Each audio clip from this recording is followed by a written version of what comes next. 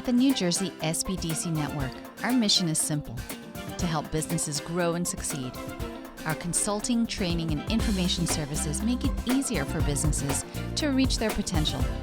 Whether you're currently in operation or just starting out, we have the right tools, resources, and expertise to help you succeed. Visit us online to get started on your path to success today.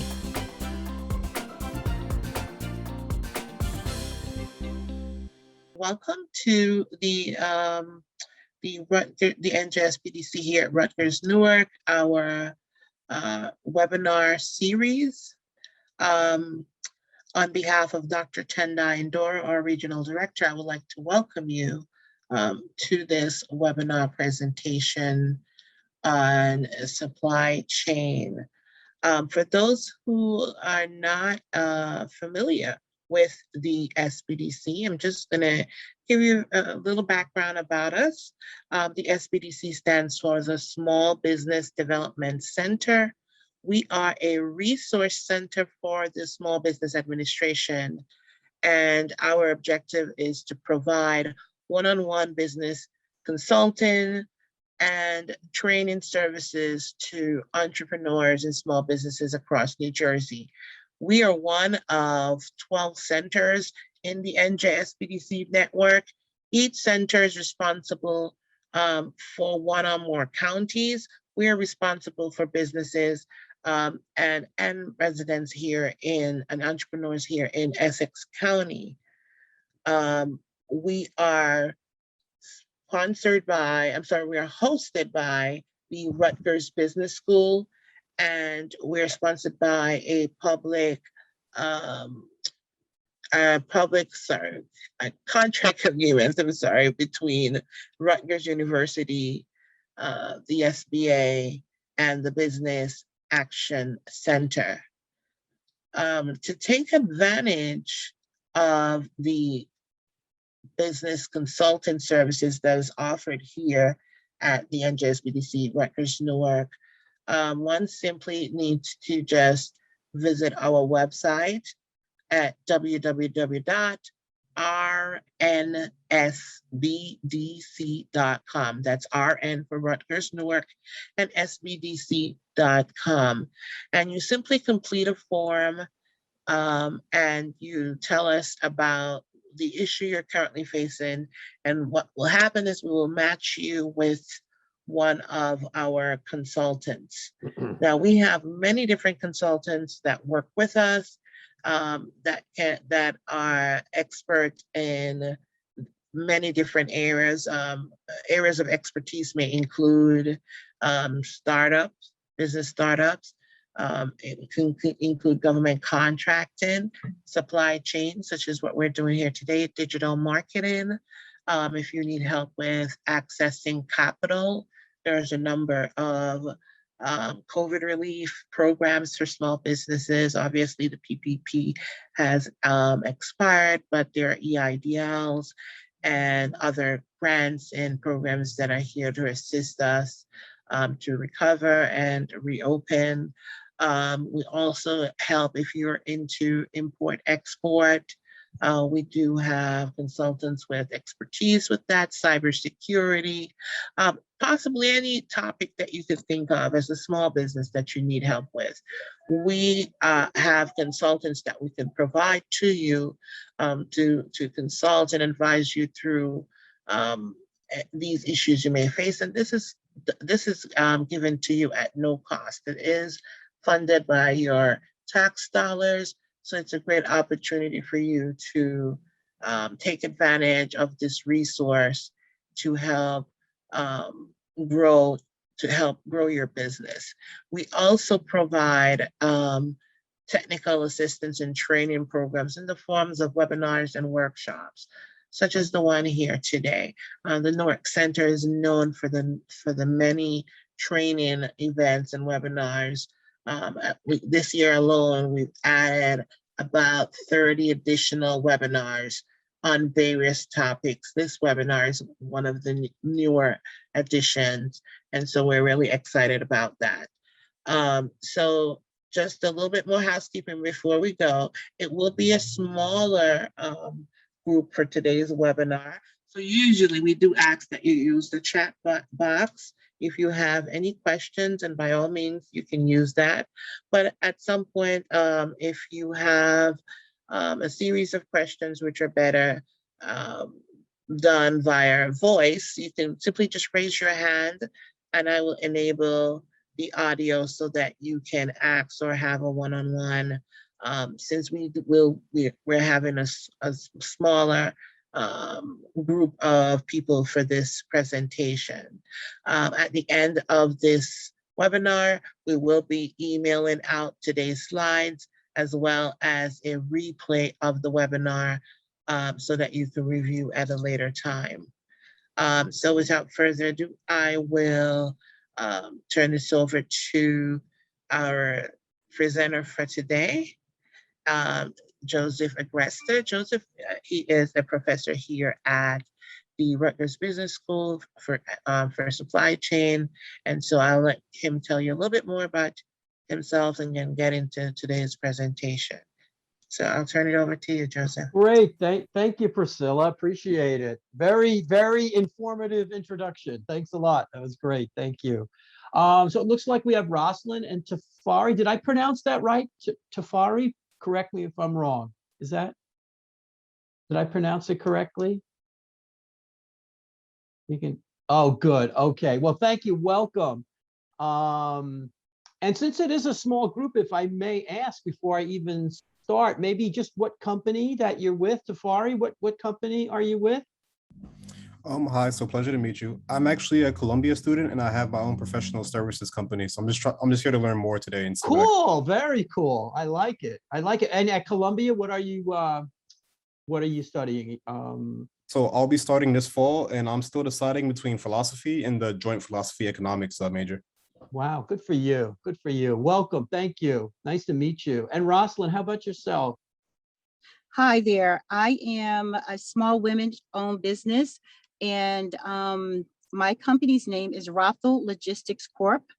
And I'm basically, I found a niche. I went from just pretty much bidding on a wide variety of items, but now I'm a little bit more focused on cybersecurity, as well as I've been networking with IT solution companies that that have been really helpful with me being able to offer the federal government various IT solutions. So that's been really a good thing.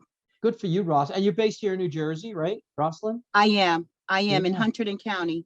Yeah, so on a totally different subject before we start, I'm working with the state and looking at small women-owned businesses and other types of businesses for companies in the state to do more business with women-owned type businesses. So maybe we can connect as well afterwards. That would be nice. Yeah. Great. So thank you for sharing. I really appreciate it. So let me get started. I'll share my screen. Okay. Hopefully this will work. Can you mute me? Yeah. Can you, Rosalind? Priscilla, can you mute? I muted her. She's fine. Okay. But there you go. I'm just looking to share. So I'm the host, Priscilla, right? So it says share. Yes. All panelists who can start sharing. Okay, so that get all these prompts when you want to share. Okay, so let's see. You know what I want to make sure of, though, that I can share the. Can you guys see the screen? Yes, we can see your slide. Okay. I want to make sure that, I know, Rosalind, I just want to make sure we can share the video as well. And I don't see the, for the, maybe when we get to it, we can share sound. Oh, optimize for video clip. Okay, we got it. Okay. All right, guys, thank you. And thank you for joining. And so, yeah, I wanted to talk about risk resilience, they call it, and resilience is new, and Rosalind's getting into cybersecurity and all of that. And I think that's just that's becoming the new, not new, but critical area in the risk approach. but there's so many different areas within the supply chain. And what I wanted to try to do is just take a good common sense approach to looking at it, maybe share some tools with you guys and companies that you could share them with, companies that you do business with. So I call it risk resilience, a common sense approach to supply chain risk. Just a little bit about me. I had just about a 40-year career. I worked for Allied Signal, which is now Honeywell, and also Johnson & Johnson, 20 years each. And in my career, held lots of different positions in supply chain, operations management, program management. And my last 20 years or 19 years was at Johnson & Johnson, where I led supply chain in businesses, did a lot of work in the procurement space because we were putting in transformational processes in procurement. So I ran the pharmaceutical procurement group, supply chain group, and then led some enterprise groups. And I think for me, in my career, what's really been great, it's all about learning. And I was able to work with some of the best people in the industry, and then also be able to implement some transformational operating models in procurement and things like that. So after, 40-year career, I said, I think it's time to change careers a little bit. And I'm really fortunate to be at Rutgers, to be able to share, to give back, and to learn from the students and people like yourselves in the supply chain space. So at Rutgers, I teach, whether it be risk management, sourcing, supply chain, project management, and the like. And it's been great. And I also have responsibility for what we call client partnerships. So creating partnerships with companies like yourselves, where we actually do projects for you. If you had a need for a project, we put some students on the project and we work on that together. And also responsible for one of the co-leaders of our Masters of Science in Healthcare Analytics and Intelligence, where we really focus those skill sets, but in the healthcare delivery network. So it's just been great, between the teaching and working with the outside enterprises. It's been really, really great. On a personal basis, I got grown children, grandchildren, and but I do also I continue to mentor people in the service who are getting ready to transition into the commercial world through the ACP program. So I'm very much involved in that. And also working on developing a leadership development for persons with disability. I'm teamed up with a bunch of great people from around the country, and we're actually developing a leadership dialogue for persons with disabilities. So there's just some of the things I do on the side as well. So that's just a little bit about me. And again, very glad to meet you and be able to share with you. So look, you guys know this better than me, with Corona, the virus, you couldn't turn on the news without hearing about the supply chain, the pharma supply chain, right? And everything from the medicines that we get to the staples that we use, it was about the supply chain. And it's not that companies were not looking at their supply chains, but this really drove some things home, and I think also accelerated the look at the maturity path that a lot of companies are in. And it's interesting because at Rutgers, we're seeing a lot more students want to major in supply chain because they know all of the things that revolve around it, as you guys know. So obviously, unfortunately, this pandemic even created a greater awareness, and risk management, supply chain risk management, really became at the forefront. And so that became really, really critical. But it can get really daunting, right? I mean, there's so much. And I wanted to try, and I try to share this with our students and our companies, let's just take a good common sense approach to supply chain risk. So like I said, the pandemic has brought on a keen focus in looking at risk management. So a couple of points, we live in what they call, you guys probably know this, studied this. We live in a VUCA world. There's a lot of volatility. There's uncertainty. There's complexity. Supply chains are becoming more complex. There's ambiguity. And we have to deal with that. And to me, it's about leadership. And we can turn all of these things, volatility, uncertainty, complexity, ambiguity, with strong leadership and awareness of these things, which I'll share in a moment, you can turn it into a competitive advantage for your business, right? So we'll take a look at some tools, very basic tools on anticipating potential risks, putting mitigation plans in place in conjunction with kind of an enterprise view. I think it's really important to look at business continuity planning because things will happen, events will happen, and it's very critical that there are continuity plans and/or disaster recovery plans. And the one thing I think that also becomes important is that these continuity plans are not only for your company, but the companies that you deal with. And then, of course, looking at anticipation. So, just a common sense approach. Or how should we look at this? How should we pick our head up? What's important to our business, right? As far as where we want to focus. Again, pretty much talked about this. Look at basic supply chain principles, have some real life examples. And again, leadership is important.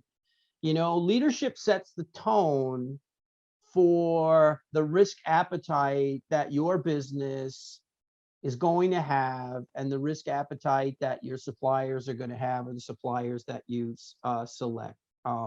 The other thing is, I'm more than open, if you guys want to have a follow-on conversation, run things by me, whatever the case may be glad. So it just doesn't have to end with this discussion.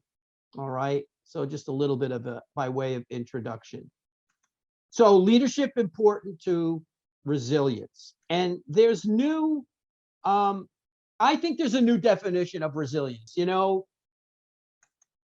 The past has been, you're resilient when you recover, right? You recover from a cyber breach. You recover from a supply disruption. You recover from the pandemic. You get back to where you were. And certainly that's important. But I believe, and you see it, and I think the pandemic has even brought some of this out some more, is today you have to have a proactive end-to-end view of the supply chain. So you have to know where everything is connected, right? And you have to put in innovation and your continuity planning. And so you're being proactive, you're doing things before something actually happens. So there's a new definition, and actually risk resilience today is actually winding up better than you were from whence you started. And I think that's an important mantra to have as a company. And at the end of the day, it's being more proactive, that you really have your goal orientation towards your vision and the things that you're going to look at to make sure you do today, and you make sure that you can do and implement in the case of an event or what have you. You're going to be proactive, and you're going to meet those, you're still going to meet those everyday large and small challenges. So I like to put that out there. The modern definition of resilience: advancing despite adversity. I think it's really important. So we talked about the VUCA world, right, as a bit of way of introduction.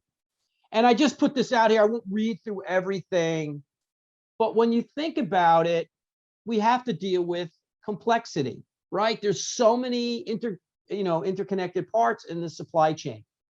Some information you have can be predicted, but the volume can be so complex.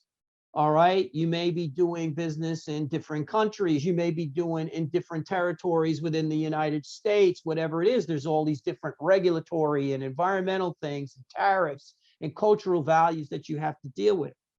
All right, you may want to develop specialists, right?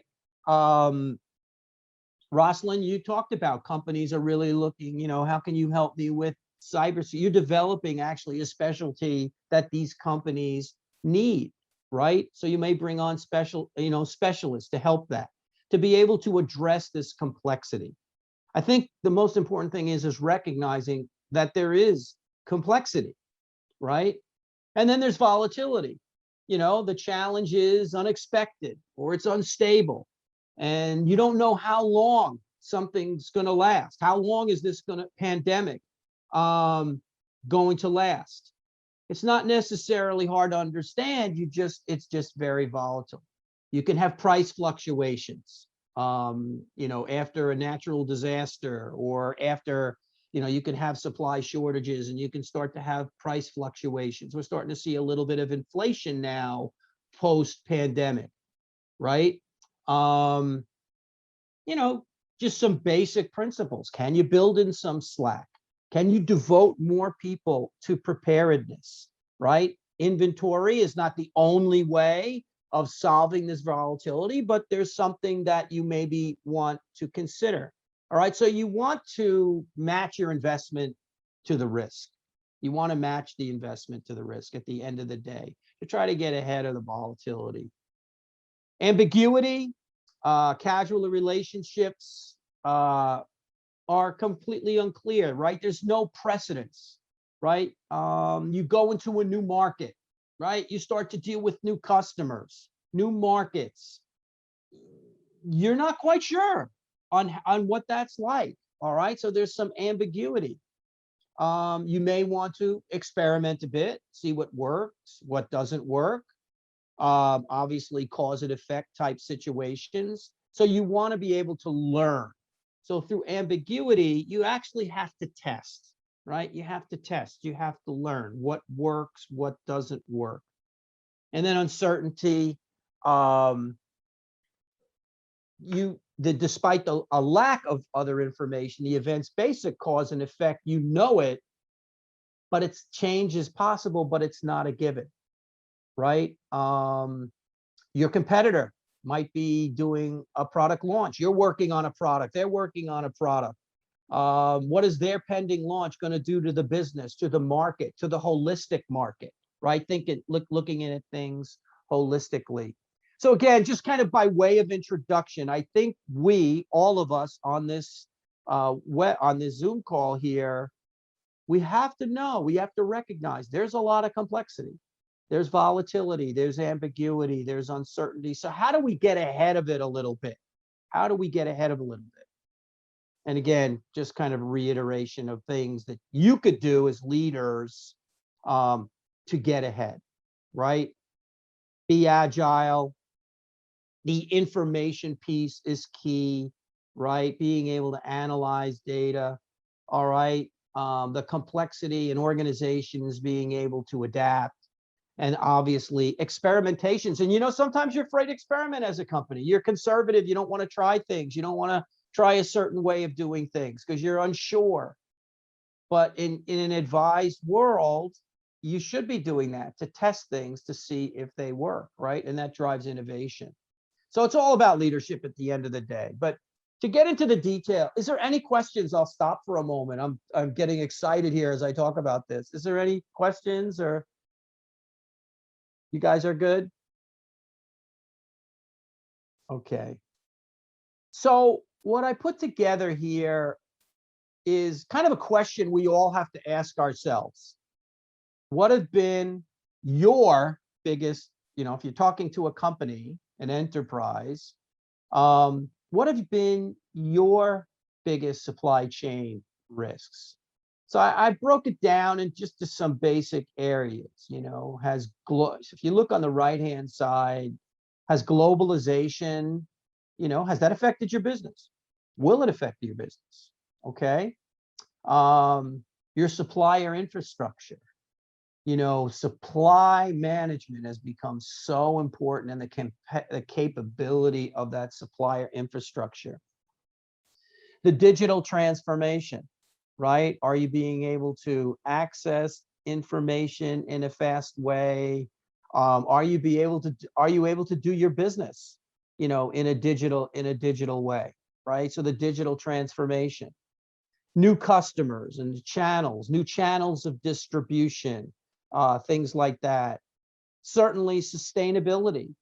Customers now are looking for more sustainable products, right? We want to make sure that whatever's in that baby shampoo is organic.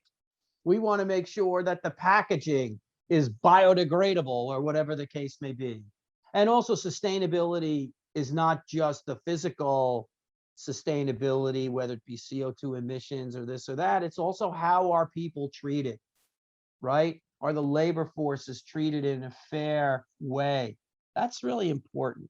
That's a healthy planet kind of view of things. Core technologies, and then of course, disruptive events. So just some things to think about as you're looking at risk, as you're discussing risk with some of your clients, right? Are they thinking about these things? So the questions that you ask yourself: has globalization changed your business? And it's not maybe things are maybe more global, maybe they're more local. What about intellectual property? What about trade conflicts in various countries? And it does go both ways, right? In, post-pandemic, you're starting to see, I don't want to say localization, but companies are looking at their network, their supply chain network. And what is the optimum network?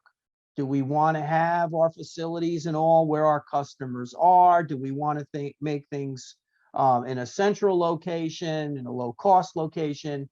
These are things you have to think about, right? What are the barriers to doing trade in the global world? And I say global, it's all relative in many ways, right? It could be New Jersey looking out into other parts of the country, or Canada, or those kinds of things. I think I'm a little biased on this one. Supplier capability is key, right? Supplier capability, understanding your supplier's capability. And are you a preferred customer to your supplier? If something happens, will they put their agility into motion to support you, to maybe give you extra time on the production line, to maybe give you a better allocation, to share innovation? This is super, super important. Are your suppliers capable, and are you a preferred customer? The other thing is, we think about digital transformation, as a company, have you adapted to remote working? I know at the university, we've had to adapt to remote education, right? Are we using some basic data in our decision making? Deciding on, there's tons of data out there, but deciding on what data is important to us that we can then analyze, look for trends, give us insights, because at the end of the day, big data really is about giving you insights. And have you improved your e footprint, right? As far as commerce, right? Are you being, it's funny, interesting, some of the work that we've done with both large and small businesses, but with some of them more mid-sized businesses, is them really looking to improve their footprint as far as commerce goes, and making it easy for that customer supplier connection. The other thing is, and this is part of supply chain risk, have your customer preferences changed? Are they more sensitive to price? Then, oh my gosh, within the supply chain, you've got to do things and really looking at taking cost out, right? Is there expectation, for more customization? You have a standard product, but I want it customized. And by the way, I want it within the same lead time. You have to ask yourself those questions. And if you don't address those questions, I guess is what I'm saying, is that you'll introduce risk into your company, into your business, or what have you. All right.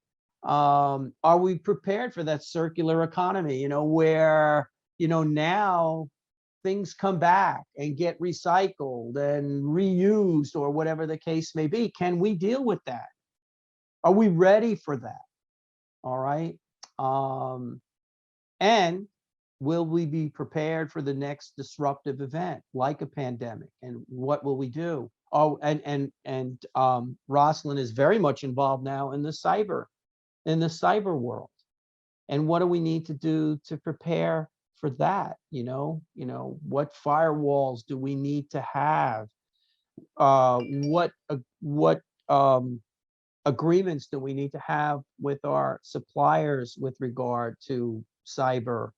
And I think something as basic as, and I'm not the expert here, something as basic, are our employees aware of what could create a cyber breach, right? Are they trained that when you get that email that looks kind of strange, don't open it up, right? Don't respond to it, right? Because all of a sudden you could be creating a very bad situation.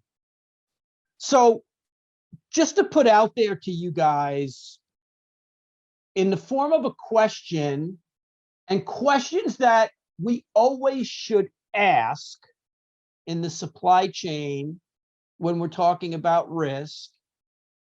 And again, in some basic buckets of globalization, supplier capacity, your own digital transformation, and what are you getting involved in? How are you using data, and how are you protecting it, right?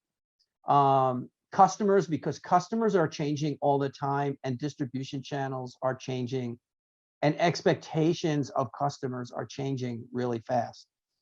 We all get used to, you get what you pay for. If you want same day delivery, well, you'll pay for it. But what happens is customers' expectations now are for same day delivery on everything, right?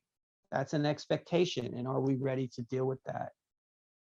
Certainly sustainability and the whole climate change view of things, and what are we doing to make sure that we're keeping up, and as simple as, not as simple, it's kind of complex, understanding regulatory requirements, right? Requirements in different countries, in different states, that's become important.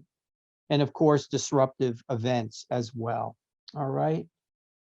So any questions? Are you guys, sometimes it's not the answers, it's the questions when you're looking at risk that really kind of bring things to light. So to set the stage a bit, I wanted to just share with you a little bit about, best in class, talk about the value chain, because I think that's super important. I think in the supply chain, you could have a tendency to be just, if you talk about the value chain and the end-to-end supply chain, you could have the tendency to just say, I'm just going to focus on logistics, or I'm just going to focus on sourcing, and I'm just going to focus on planning. And yes, you need expertise in those areas, but everyone in the supply chain really needs to understand the bigger value chain, i.e. the customers, the competitors, the innovation. And they also have to understand the end-to-end supply chain and how things are connected, with decision and planning, and how that affects how that affects the procurement side of things or whatever. And then just some basic risk concepts we'll talk about. Okay. So I did a little, when I was at J&J, this is a McKinsey chart, and it's a good one. And we use this when we were working on implementing supply chain risk management at J&J, and I was working with these folks. It's just a good basic chart. And if you look at the 5 processes, it's all about leadership at the end of the day. All right. And so, A, do you have insight into the risks that really matter? Like, really, what matters to you and your company? It may be different things, and, based on your value set, what you're trying to accomplish. The other thing is that, what upside opportunities are at stake? I mean, you may be ready to have some great upside with a new innovative product or a new innovative service. And if something happens, what's at stake, right? If a disruptive technology comes out, what's at stake, right? So, and then obviously understanding the end-to-end supply chain, which is really more, cause and effect type situation. I think that becomes important. So understanding your business, what objectives as a business do you have at risk? All right, is it demand, cost, quality, just to name the basics? What opportunities, what upside opportunities are at stake? I mean, every business has upside, right? You put a plan together, you put a 5-year plan together, you put your yearly budgets together. Every plan has an upside. What's at stake if we're not looking at what might be going on out there? And then making sure that your decisions are more from an end-to-end perspective. The next bullet they put are strategy and risk appetite. And I'll talk about this in a little bit, but you have to understand what are your, I'll call them type 1 products, your businesses. That becomes very, very important. Do you have a standard taxonomy in the way you look at risk, whether it be high, medium, and low risk? What are the elements of risk? And that's what I mean by that, right? And so those types of things become very, very helpful. All right. And that goes with the insight and transparency. The strategy piece, where is your risk concentrated? What's the likelihood of the risk happening? And what's the preparedness? And there's just like, you don't have to overcomplicate that, right? If you're looking at number 2, you don't have to overcomplicate that. You can do some very basic, what's the likelihood? What's the preparedness? Now, with that being said, it's a discussion, right? There's data, but it's also a discussion cross-functional about where you see that happening. And so when you know this and you understand the segmentation of your products, you understand where there's potential risk, you understand the likelihood and preparedness, that helps you with your strategy in a lot better way. Number 3, obviously, you're going to make decisions. You're going to make risk-enabled decisions and put in core processes. So you have risk-informed approaches. This is really built on that transparency, that standard taxonomy, and things like that. Risk is looked at as risk. All right, not necessarily every other change initiative, but it's looked at as risk. It's interesting. When I was running sourcing, one of the problems, we were pretty good at recognizing risk, but we didn't have a standard way within the whole bigger supply chain of communicating risk, whether that be quantitatively, the process we used, those types of things.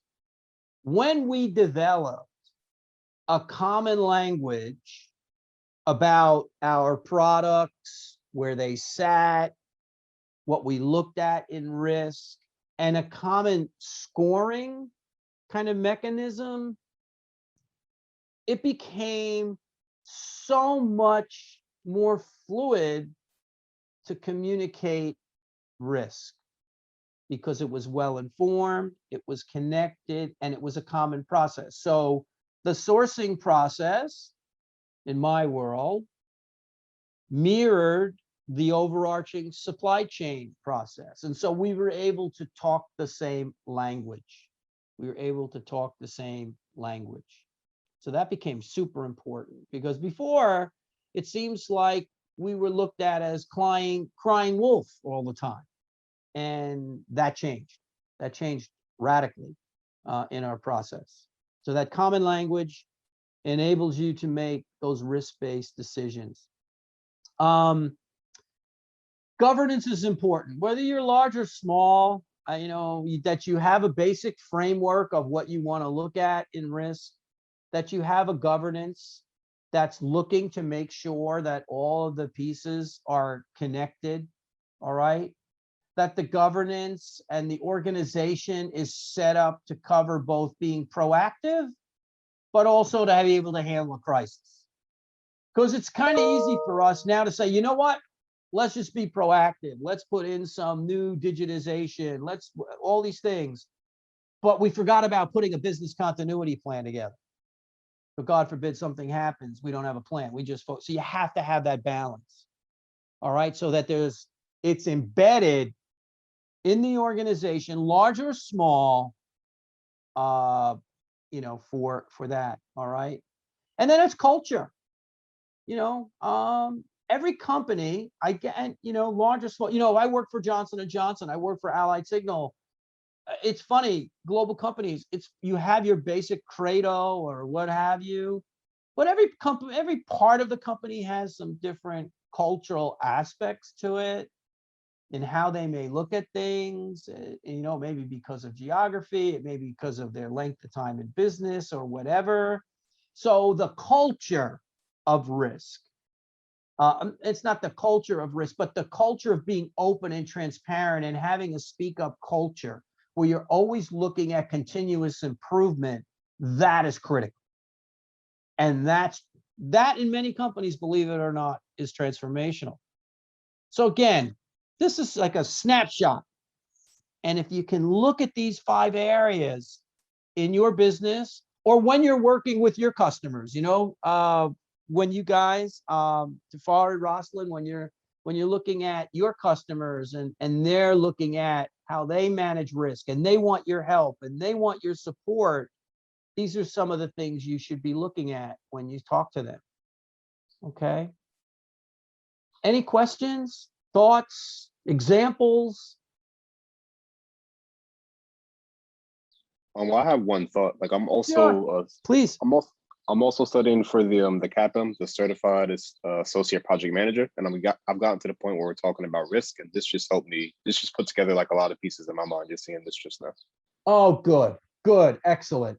And I have to tell you too, that's great that you're going for that. The project management piece is so critical. Risk being one element of the project management, but it's highlighting things even greater and greater, I think, as you talk about it in your work. So that's great. I'm glad to hear that. So this snapshot, this will help you. So I'd like to talk about the value chain. So this was, this was something that I really, when I was at J&J, I really start to understand it more, right? And I always tell my students now and myself, we always have to understand our customers, our competition, and our markets. It's very easy.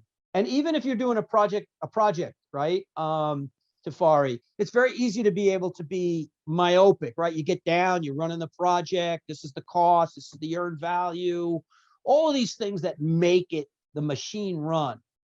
But as the project leader, you also have to be able to pick your head up, right? And you have to be able to understand your customers. What's the competition doing? What are the markets doing, right? And then you'll always then have an enterprise, you should have or put in place an enterprise-wide process where design thinking, and really design thinking, when you boil right down to it, is the customer is at the center. Is this important to the customer? Can we implement it for the customer? Will they use it? Do they think it's important? Will they pay for it? You have to have that design thinking approach, putting the customers at the center. All right. And then, of course, like I've kind of been saying over and over again, ensuring that end-to-end connectivity in your operations. And when you can achieve and connect on the 3 levels of the value chain, which I'll share with you in a moment, you will start to build a resilient enterprise for your products. It will start to happen. It's amazing. It will start to happen. I don't think you can be one-dimensional.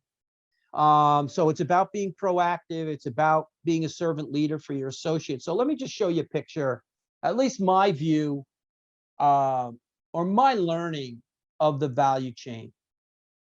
It's 3 levels. And again, this is important for risk, because if you're just looking at things one-dimensionally, you're going to miss something. So at the level 1 is really your value chain segmentation. And we're going to get into a little tool in a moment. But you know what all of your products are doing in a market segment. Like, you understand them. So Rosalind, you may have different cyber products, if you will, or offerings, or different logistics offerings that you have. If you looked at all these different offerings in a marketplace, all right, you would segment them, and you would look at, you know, what is really a critical product for me and all this good stuff. You would also understand what the competition was doing, what the market was calling for, and only then can you start to figure out what kind of differentiated value can I give, can we give as an enterprise. So you're developing a multi-product segmentation. So you're looking at all of your products. So all of you, let's just say all of your cyber products, all of your logistics products, you know, all of your different offerings, and you're looking at them holistically in the marketplace. And you're starting to understand what the competition's doing, what the market is telling you, and you're starting to say, how can I give that differentiated value? So that's important to know as a supply chain person.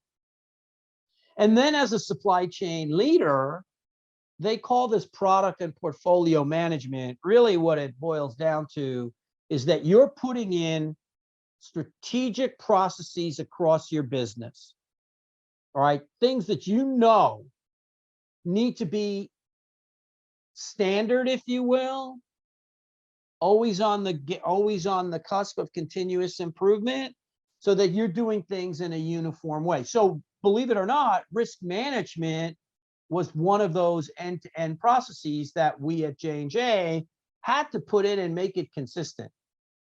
We had to look at a consistent way we launched products, right? You know, the phase gates and all that good stuff. We had to put in a consistent way in the way we looked at capacity in our factories. We had to put in a consistent way, consistent process, if you will, with regard to our supplier management.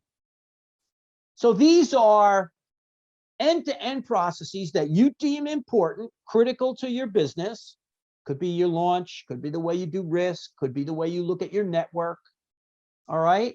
And they are, it's funny, you say the word standardize, you start to think, well, it's not innovative. No, you put the baseline in place and it's always continuously improving. So now you're not doing something different across your business. All right, you have these standard processes.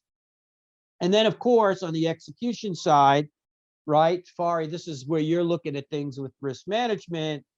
You want to make sure that, you know, this is the machine, right? This is the synchronization of the functions.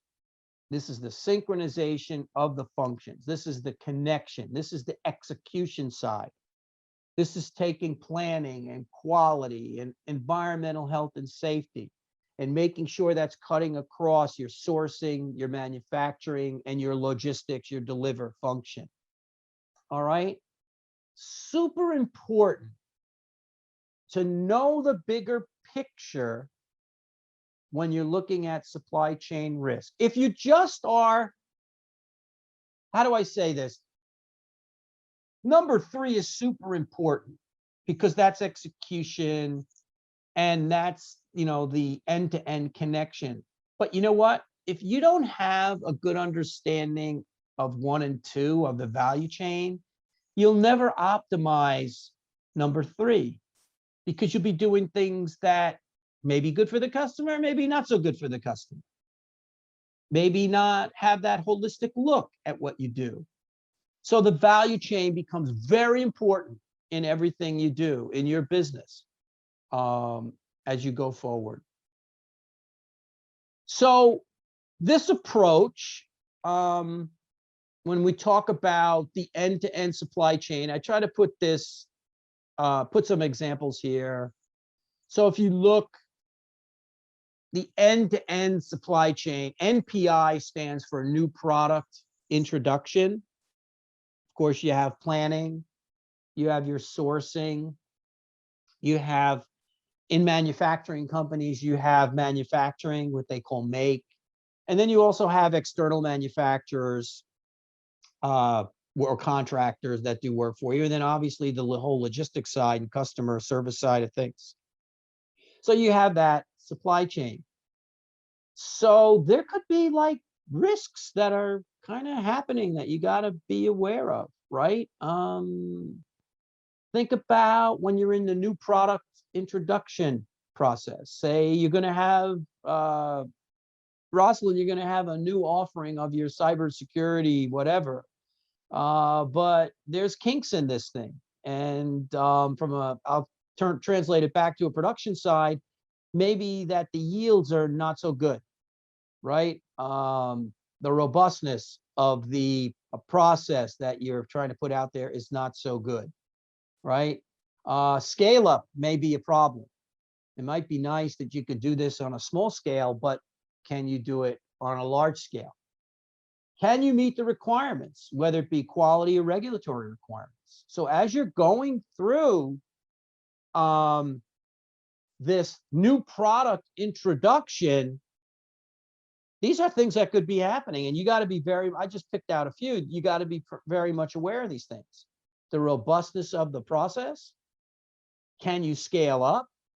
In other words, can you meet the demand and have the agility of maybe meeting even a greater demand than you expected? And then, of course, quality and regulatory and understanding all that. And that goes back to the value chain, right? So new product introduction goes back to you understanding the value chain, right? On the planning side, you know, you might be planning for a whiz-bang product launch and there's a recession or there's inflation. So the macroeconomic environment has changed. So how do you build that into your planning or identify that as a potential risk? And maybe you don't have a lot of transparency on customer buying behavior, right? And customer and buying behavior has changed a lot now, even with, you know, pandemic / post-pandemic. So if you don't understand or you have a lack of data transparency, you may miss the boat in your planning regarding that, because you don't know how they've changed in their buying behavior. Now they're building everything online. They're buying everything online and we're building big stores. That's an oversimplification, right? That type of thing. When you talk about sourcing, again, it's about capability.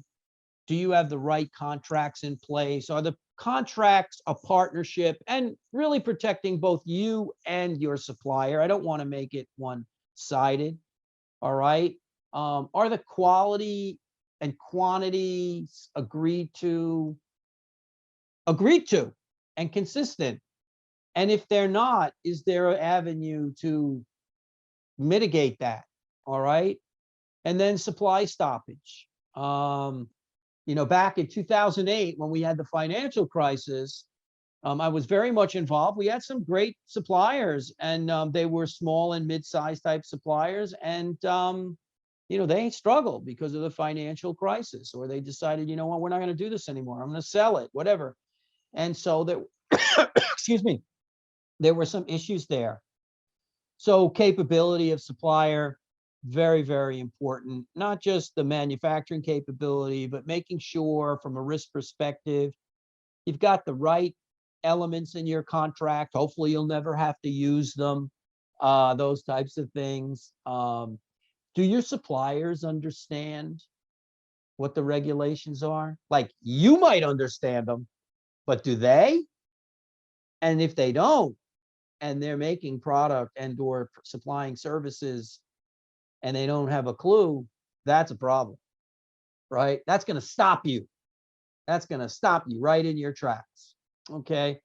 On the manufacturing side, you could have equipment failures, all those kinds of things. And if you don't maintain your equipment, all those good things can happen. So you have to kind of get ahead of that.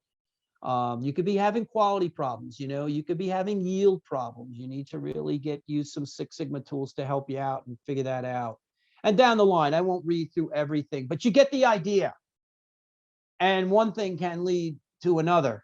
All right. One thing can lead to another. So identify those sources of risk from the end-to-end supply chain for your products or your services. Does anybody have any examples of this that you've seen it? Like, oh my gosh, this actually happened?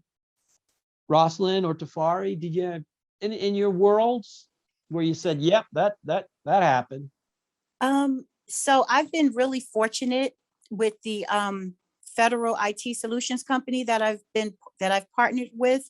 That's been helping me. They specialize in this. So thank God, so far, I have not had any of those issues. But I'm glad you mentioned them so that I could just be more alert and just kind of think it through now a little bit more. Thank you, Rob. Yeah, and you know what? That's really the purpose of our conversation here today, right? Because you're going to go deep into what you're working on, right? Whether it be logistics or the cyber piece, but then you have to pick your head up and see that end-to-end piece, right? It becomes super important. And so thank you for sharing that. And I'm glad it's going good for you right now. So that's a good thing. So that's great. Let's talk about some tools. Pretty basic, but I think again, it's more about you being able to have this awareness of the big picture. So this is what we call product portfolio risk categorization. All right. It's not identifying the risk. It's actually identifying where do your products sit on a very simple matrix. Okay.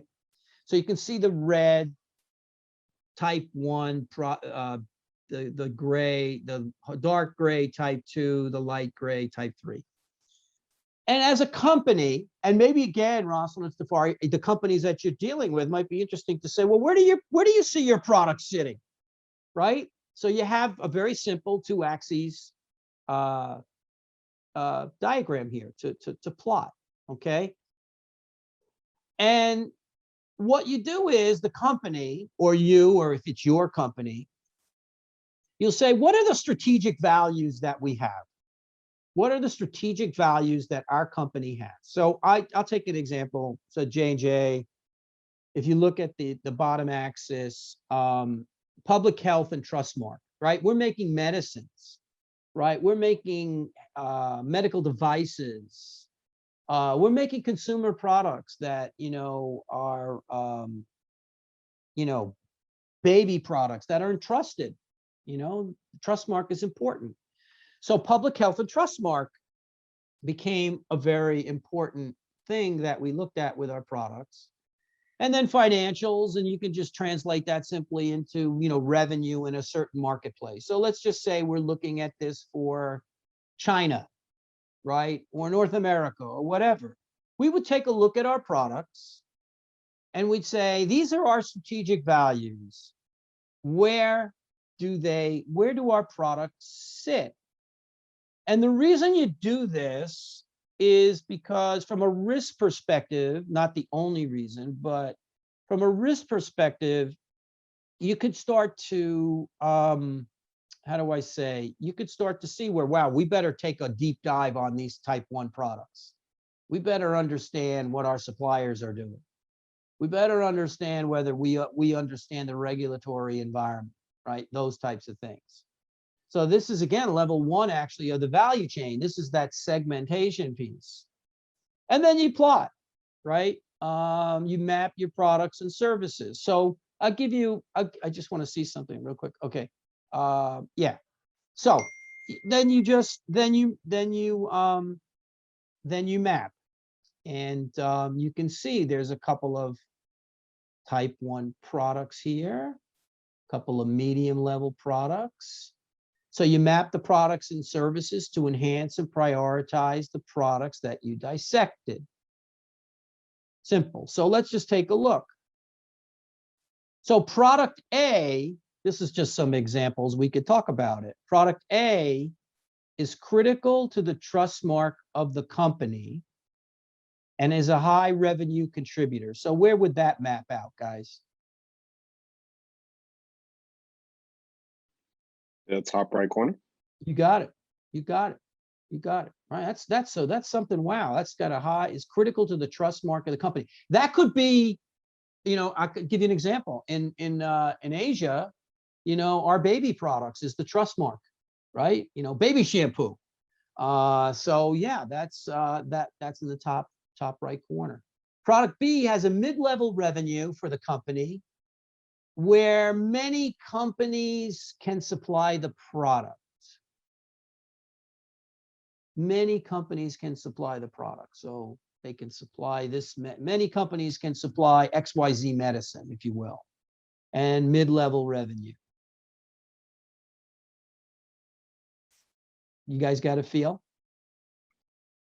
I want to say center left. Yeah. Yes. I'm with you. Yeah. So center left. You got many folks that can supply this. Okay. So excellent. Excellent. And product C has low revenue and a declining technology, and it's becoming obsolete. Bottom left. Bottom left. Yeah. Yeah. Yep. Bottom left. You plot them. That's just some examples that I made up, guys. And you would plot them. And there'd be a discussion around this as well, right? So for those top right products, now you say, wow, okay, we only have so much resource or whatever. We want to look at, what product should we, not that you shouldn't look at all of them, but you got to prioritize. We want to look at our type 1 products and we want to drill down deeper. And so that's what this process does. You're going to start to drill down deeper on your type 1 products. All right. The low here, they could be more commodity products, things like that. I'm not saying that you won't look at risk in those areas. What I am saying is that as a company, you have to understand your value chain and you have to understand what are those type 1 products that are aiding to our vision, our mission, to the customer trust mark, whatever the case may be. And we better make sure that we understand everything about those products. That becomes critical. You could think about an oncology drug that maybe is medium to low revenue, let's just say. I'm just making this up. But it's the only drug for that cancer, right? It's the only drug. There's no one else that makes that drug, that medicine for that cancer. You're going to wind up here, right? In the red. Even though the revenue's low, maybe it's very low, but it's saving lives. It's saving lives. And if we have a supplier for that medicine that goes south, or that doesn't understand the regulations or whatever the case may be, or has environmental and health and safety hazards,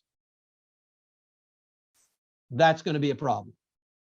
So that example always stuck out at me. So it's not all about revenue. It's about, my gosh, that product under our value system is the only one that helps save lives. Even though we don't make a lot of money, it's a type 1. And we need to get ahead of it, and we need to be proactive. Does that example help you guys? Yes. Okay. So we did that. Thank you for that. So, okay, boom, now we know. So now we want to, now we say, okay, for those type 1 products, as an example, let's start to identify the risk. And you guys probably have seen this, know this, but, you brainstorm. You have to be careful. You got to get insights from everyone. You brainstorm. You look at that probability and the impact. You look at the mitigation of the risk. You think about your contingencies and what are those trigger points where you take action.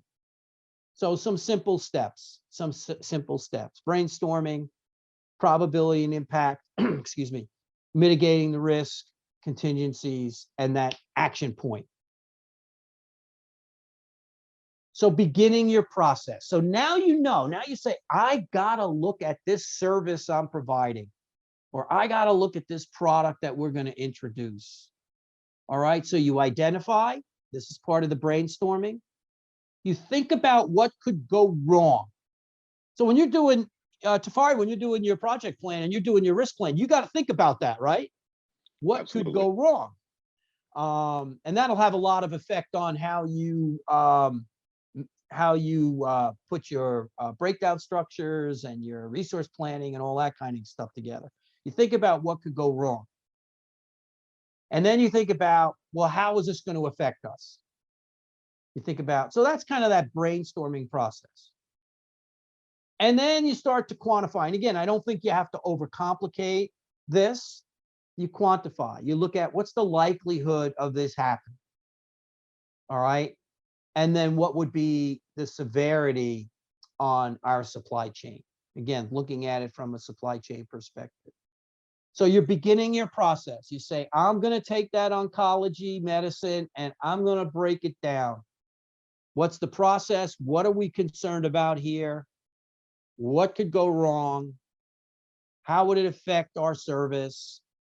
And let's start to quantify so that when we go to the board and we say, we need money to do this to, be proactive, that's what you'll do. You'll at least have a categorization of the risk and the quantity. And I'll tell you, that gains attention, right? When you just say, well, this could go wrong, this could go wrong, it's hard to resonate sometimes for leadership, right? But if you can break that down and peel it and quantify it in a simple, understandable way, that's very, very helpful.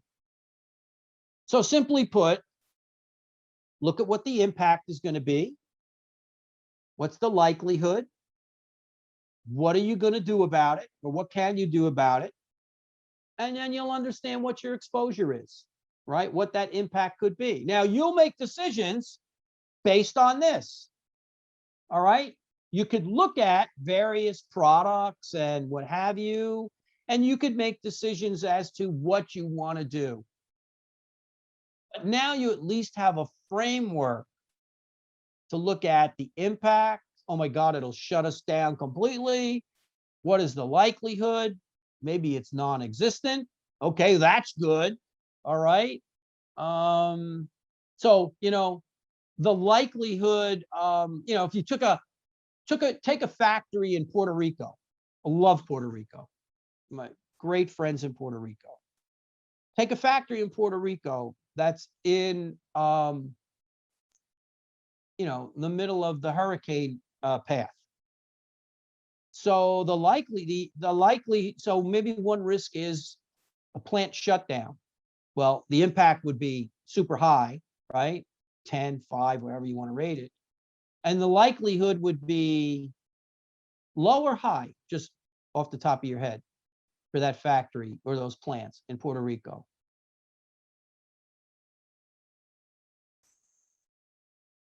Pretty high, right? Pretty high, because they're right in the path. They're right in the path. So how do we get ready for that? What do we do, right? And then look at what your exposure is going to be. So it's a way to look at in a very simple way, and this can go deep as you want it to go, but try to quantify your exposure. So this is just like a picture. I like pictures. You've got your brainstorming. We talked about that. All right. Now, again, this is not the product portfolio thing we went to. This is more of the impact and probability discussion you're going to have. So now with all of these brainstorm things, you're now starting to peel the onion a bit. You're starting to say, wow, we've got some things here that will have a high impact and the probability is high. All right. So let's start to take a look at those items. So of the 50 items that were in here, maybe 10 surfaced in here. Now, maybe some of those 10 are in the same, how do I say, category, right? Could be plant shutdown, could be cyber risk, right, Ross? In a category. So you start to categorize, okay? These are some of the high level risks we have, high impact probability. And then you prioritize. You know, every company, you don't have unlimited resources. Every company, you have to prioritize what those big ends are, and then you'll do your mitigation planning. Does it make sense, guys? Put it all out there. Have the conversations about impact and probability. And this is why it's really important from a supply chain perspective to look at things end to end. Yes, there are levels of expertise, the sourcing people, the planning people, the manufacturing people, the design people, but you all need to come together and have this conversation and or process where there's multiple inputs and then there's agreement on this, because then you'll have a holistic look of where things sit, how you then can categorize and better be able to prioritize. So you really have to go through these steps. I don't think it's not, you know, it doesn't take forever, but you really do have to go through these steps. I think it's important, and it's a great process to go through with your multifunctional teams. Okay. All right. So just a little way of looking at that. A real simple way, you know, here I just put an example in here. So simple risk likelihood severity tool. You have a tornado. So that's the description of the risk, the impact, the shutdown, the factory will shut down. I just made these numbers up. Probability of risk is a 1. Okay, so obviously it's not in the middle of Kansas. The severity of impact would be a 5, because if you did have a tornado and God forbid something happened, it would be a 5. This is a 1 to 5 scale, by the way. Supplier bankruptcy, that's a description of a risk. Unable to buy components, so you can't get the material and the services that you need. The probability here is a 3. The impact would be a 3. The risk index is a 6. And then you have another example, machine failure, unable to manufacture the products. The probability of risk would be 5. In this case, impact 4.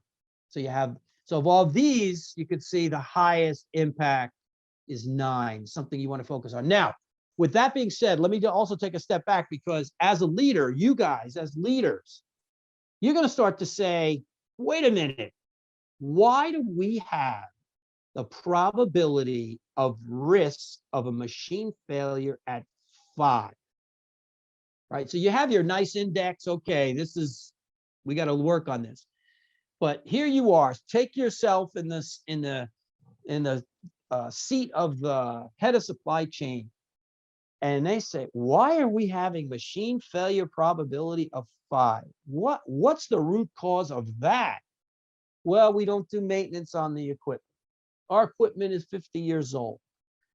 The parts are obsolete, right? So it also has you beg the question, because a lot of this is about the questions you ask as to why is that happening and how do we improve? Why do we have supplier bankruptcy at 3? That's unacceptable. What's the complexity? What's the makeup of our supply base, right? So you can, as you're going through this process, yes, you want the index, that quantitative index that helps you prioritize, maybe scare the heck out of you. But at the same time, you could be asking more detailed questions about each of these. All right. So just a real simple tool to take a look at when you're doing, and this is something, Tafari, you could use in your risk management process, if you will, as you're going through your project management piece. So anyway, this is just how things plotted out. I won't go through. So they, you know, we plotted them. And that's how it would plot out. So we have to start working on that machine failure. What the heck is going on, right? We may have to make an investment in new machines. Ah, okay. All right. And then obviously, this is an example, scale, because remember when I talked about if you have a common language, whatever it is, it makes life easier when you're trying to say, you know what, we have a high risk, it rated, 5 and above, the exposure, this just example, that's a high risk to our company and we need to work on. All right. What this drives, right? Whether it's high, medium, or low risk, what this drives, how many resources do you think you're going to need? What do you need to mitigate? Should I, and this is another thing for you all to remember, risk mitigation should be incorporated into your business planning. So when you're looking out into the next year, 2 years, whatever it may be, and you understand, excuse me, where some of the risk is, you need to be able to put that in your business plan, right? And so the quantification, a standard rating scale will help bring validity to that. Okay, will help bring validity to that. It'll help you articulate this to your people. And this might be something too that Rosalind, your customers on the cyber side, how are they measuring high, medium, and low risk? And what do they need to be able, and what are the things from a resource, whatever standpoint they need to be doing differently for the future? All right. If they can articulate that, or you can help them articulate that, I think you'll see investment, quote unquote, whether it be people, money, whatever, time, it will be more justified. It will be more justified. And so now you've done all this good stuff and you know where you're going to prioritize your risk, all those things. And so you state what, you establish the risk statement. Okay. Stating the issue. The issue should affect whatever the product or the service is. What are your first steps in looking at this? You're not trying to, be careful here, you're not trying to solve it in the risk statement. You're not trying to solve the risk in the risk statement. You're stating what the risk, what the impact is. The solving comes through this process, all right? And then you obviously put your deliverables, your milestones, basic project management, right? Basic project management. Keep it simple, keep it concise. There's an example of a risk statement. Okay, just a template that you could use, helpful. And it might be a risk that you've identified that, we're not doing anything with it yet. So we're going to watch it, right? Or we're going to mitigate it, or whatever the case may be. So this way you have a record of it, because it's very important to keep a record of it, because things are dynamic, not stagnant. So what might be a watch today might be mitigate tomorrow, kind of thing. Okay. One of the things that I'm going to, Priscilla will send to you, this is just an example, but I have a supply chain risk maturity model tool. And really what it does is it looks at, leadership, it looks at planning, it looks at how you deal with your suppliers and all that good stuff. And the company, your company, or the companies that you deal with can actually look at where they think they sit in these particular areas. It's incredibly helpful to say, you know what? This is where we sit. We need to do more XYZ, right? We need to have more formal supply chain mapping for our product lines, things like that. So I'm going to send you this tool with this package. It's an Excel. It's something that you could do yourselves for your own company, or, if you're looking at other companies and you're having, Rosalind, when you're looking at your other companies, it's a way to look at them holistically as well, right? So has everything in it. There's a bunch of sections in it. Okay. So it's for you guys to use. All right, so I won't read through this eye test here. All right, business continuity planning. So with all that, we've been proactive, we brainstorm, we identify, we're mitigating risk, stuff still happens. And we have to have, on all that proactiveness, we still have to have good business continuity planning. All right, or disaster recovery in the cyber world, okay? You have to have that. So business continuity planning, how am I doing on time? Am I doing okay on time? Priscilla? You have about 6 more minutes. Oh my God. Oh gosh. Oh my God. Okay, let me go. So okay. So business continuity planning. You can read through here.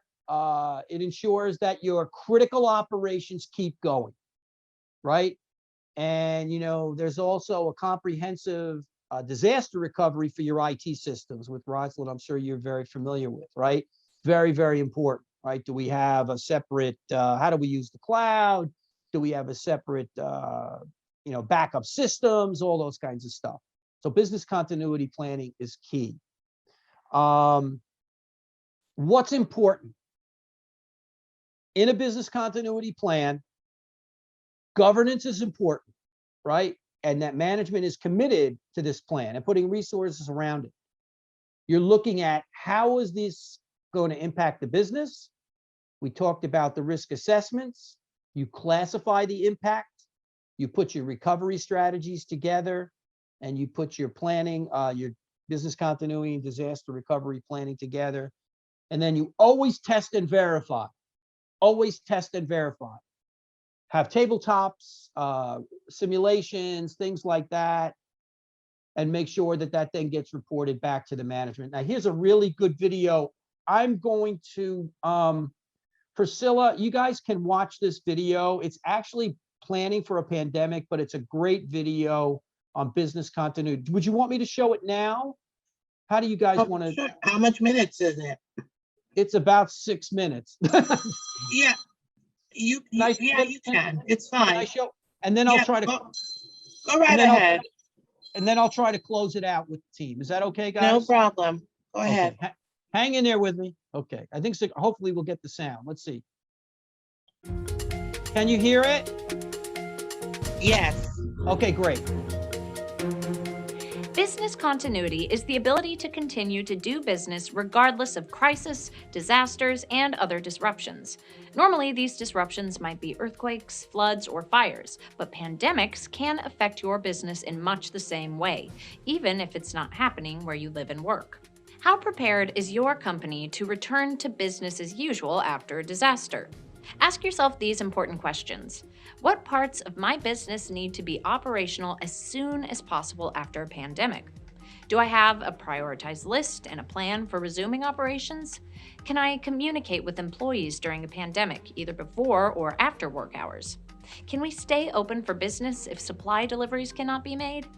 If you can't answer these questions, odds are that your company isn't doing all it can in terms of business continuity planning. To get started, you'll need to gather information about the potential impact of a pandemic and assess the risks unique to your business and location.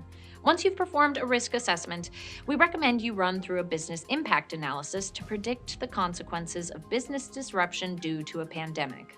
Some disruption scenarios include a large portion of your workforce being absent due to illness, having to temporarily shut down one or more locations due to the spread of disease, the inability to travel or access buildings or assets due to quarantine, or interruption in the supply chain. To help combat these scenarios, research national and local government policies and the potential impact they may have on your business operations and emergency plans. Analyze the capability of the government to provide assistance to your company and employees. The business impact analysis also identifies key services and functions your business can't do without. It considers people, facilities, IT, and suppliers answering questions like, what is the minimum number of staff needed to stay open? What machinery or other equipment is required to conduct business? What processes do we absolutely have to have? What supplies are essential? And if business should shut down, what is the impact over several days, weeks, or longer? Potential impacts to your business include lost or delayed sales, increased expenses, regulatory fines, customer dissatisfaction, and reputation damage. You can mitigate these impacts by developing a plan to augment or outsource your current workforce capability with redundant staffing or transferring work to other facilities in the event of employee absenteeism. When considering the potential impact of a crisis, don't forget to consider time. When and how long the disruption occurs matters. A pandemic may take months or years to reach its full destructive potential and could remain in that state for just as long. The risk assessment and business impact analysis will help identify disruption scenarios for your business and prioritize the order of recovery. Armed with this information, you're ready to develop a business continuity plan. The Business Continuity Plan is a practical, step-by-step document for initiating recovery procedures following a crisis. It will likely contain the following components: contact information for key team members, instructions for using the plan, policies or industry standards to serve as references, emergency response guidelines that define when the plan will be used, instructions for recovering operations, relocating, and other activities, and additional references such as lists of alternate vendors and workspaces, emergency services, contacts, and more. Assigning roles is a critical step in the business continuity plan. A typical hierarchy would start with management, then a business continuity team leader, and then 3 separate teams. The business processes team would focus on restoring all locations to working order and making sure that employees and customers are able to travel as needed.